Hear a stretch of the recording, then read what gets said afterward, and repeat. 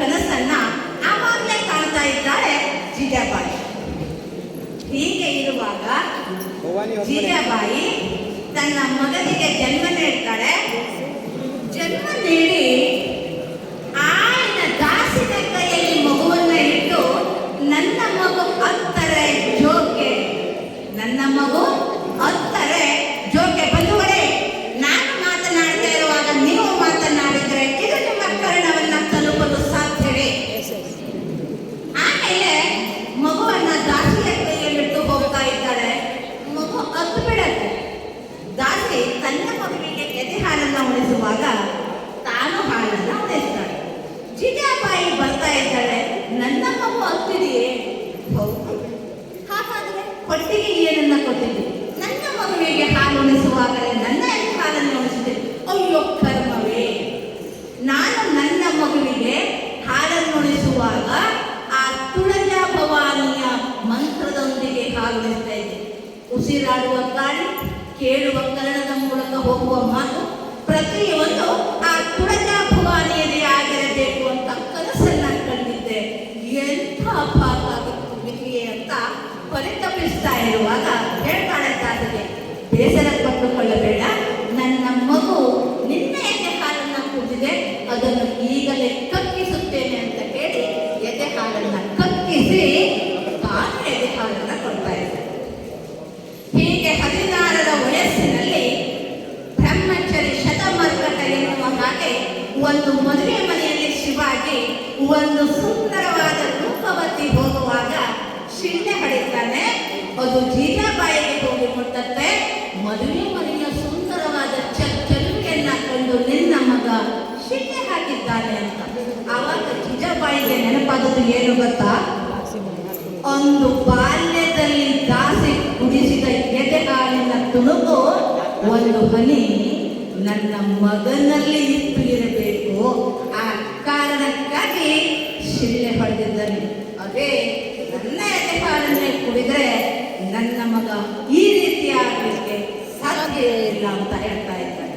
ಹಾಗೆ 3 ವರ್ಷ ಆದಾಗ ಆ ಮಗುವಿಗೆ ವಿಷಯ ಕೊಡ್ತಾಳೆ, ದರ್ಶನ ಕೊಡ್ತಾಳೆ. ಯಾವ ರೀತಿ ದರ್ಶನ? ಕಿಟಕಿಯಿಂದ ಮಗುವಿಗೆ ಊಟ ಮಾಡಿಸುವಾಗ, ನೋಡು ಕಂದ, 2 ಧ್ವಜ ಹಾರ್ತಾ ಇದೆ, ಅಲ್ಲಿ ನಮ್ಮ ಧ್ವಜ ಹಾರಬೇಕಿತ್ತು.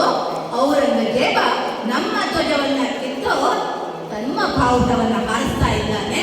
ನೀನು ಮುಂದೊಂದು ದಿನ ದೊಡ್ಡವನಾದಾಗ ಆ ಧ್ವಜವನ್ನ ಕೆಡವಿ ನಮ್ಮ ಧ್ವಜವನ್ನ, ನಮ್ಮ ಹಿಂದುತ್ವದ ಧ್ವಜವನ್ನ ಹಾರಿಸಬೇಕು ಅಂತ ವಿಷ ಕೊಡ್ತಾಳೆ, ದರ್ಶನ ಕೊಡ್ತಾಳೆ. ಅದೇ ಛತ್ರಪತಿ ಶಿವಾಜಿ. ಇತಿಹಾಸದಲ್ಲಿ ಸೋಲನ್ನೇ ಕಾಣದಂತಹ ರಾಜ ಅಂತಂದ್ರೆ ಅದು ಶಿವಾಜಿ ಮಾತ್ರ. ಅದಕ್ಕೆ ಆ ತಾಯಿ ಜೀಜಾಬಾಯಿ ಕೊಟ್ಟಂತ ವಿಷ ಮತ್ತು ದರ್ಶನ. ಹಾಗೆ ಇವತ್ತು ಪ್ರತಿಯೊಂದು ತಾಯಿಯಿಂದ ಮಾತ್ರ ಸಾಧ್ಯ ಒಂದು ಮಗುವನ್ನ ಉತ್ತಮ ನಾಗರಿಕರನ್ನಾಗಿ ಮಾಡಲಿಕ್ಕೆ. ನಾವು ಸಂಜೆ ಧಾರಾವಾಹಿ ನೋಡ್ತಾ ಆ ಧಾರಾವಾಹಿಯಲ್ಲಿ ಏನನ್ನ ಕಲಿತೇವೆ ಅನ್ನೋದನ್ನ ಧಾರಾವಾಹಿ ನೋಡೋರು ನಿಮಗೆ ಮಾತ್ರ ಗೊತ್ತುಂಟು. ನನ್ನ ಮನೆಯಲ್ಲಿ ಟಿವಿ ಇಲ್ಲ, ನನ್ನ ಮನೆಯಲ್ಲಿ ಇದುವರೆಗೆ ಟಿವಿ ಇಲ್ಲ. ಧಾರಾವಾಹಿಯಲ್ಲಿ ನೀವು ಏನನ್ನ ನೋಡ್ತಾ ಇದ್ದೀರಿ? ಪ್ರತಿಯೊಂದು ಧಾರಾವಾಹಿಯ ಅಂತ್ಯ ಹೇಗಿದೆ ಅಂತಂದ್ರೆ ಅತ್ತೆಯನ್ನ ಮೂಗಲಿಸುವುದು, ಅತ್ತೆಯನ್ನ ದ್ವೇಷಿಸುವುದು. ನಾದಿನಿ ಬಂದ್ರೆ ಅವಳಿಗೆ ಯಾವ ರೀತಿಯಾಗಿ ಬಳುವಳಿಯನ್ನು ನೀಡಬೇಕು, ಅತ್ತಿಗೆ ಬಂದ್ರೆ ಯಾವ ರೀತಿಯಾಗಿ ಬಳುವಳಿಯನ್ನು ನೀಡಬೇಕು, ಅಣ್ಣನ ಹೆಂಡತಿ ಬಂದ್ರೆ ಹೇಗಿರ್ಬೇಕು, ತಮ್ಮನ ಹೆಂಡತಿ ಬಂದ್ರೆ ಹೇಗಿರ್ಬೇಕು, ಇವೆಲ್ಲವುಗಳನ್ನು ನೋಡಿ ಮಗುವಿಗೆ, ಆ ಹುಟ್ಟಿದ ಮಗುವಿಗೆ ಚೆನ್ನಾಗಿ ಊಟ ಮಾಡಲಿಕ್ಕೂ ನಮಗೆ ಆಗಲ್ಲ. ಯಾಕಂತಂದ್ರೆ ಸೋಮವಾರ ತನಕ ಶುಕ್ರವಾರದವರೆಗೆ ಕತ್ತಿ ಹೋಗಿದೆಯಲ್ಲ, ಮತ್ತೆ ಸೋಮವಾರ ಕತ್ತಿ ಎಲ್ಲಿಂದ ಹೊರಬರುತ್ತೆ ಅನ್ನೋದನ್ನು ವಿಚಾರ ಮಾಡಿ ಮಗುವಿಗೆ ತುರಿಸ್ತಾ ಇದ್ದೇವೆ. ಆ ರೀತಿ ತುರುಗಿಸುವಾಗ ನಾವು ಮುಂದಿನ ಸಮಾಜದಲ್ಲಿ ಕಾಣಬಹುದು ಅಂತ.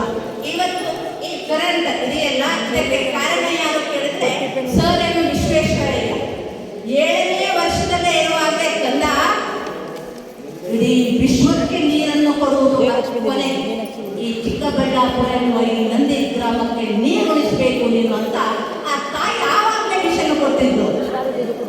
ಇವತ್ತು ಮೂಸಾ ನದಿಗೆ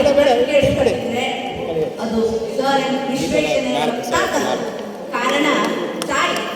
ಹಾಗೆ ಇವತ್ತು ಔಟ್ ಆಫ್ ಕಂಟ್ರಿಗೆ ಹೋಗಿದ್ರು ಸಹಿತ ಸರ್ ಸರ್ ವಿಶ್ವೇಶ್ವರಯ್ಯ ಗೊತ್ತುಂಟ ಅಂತ ಕೇಳ್ತಾರೆ.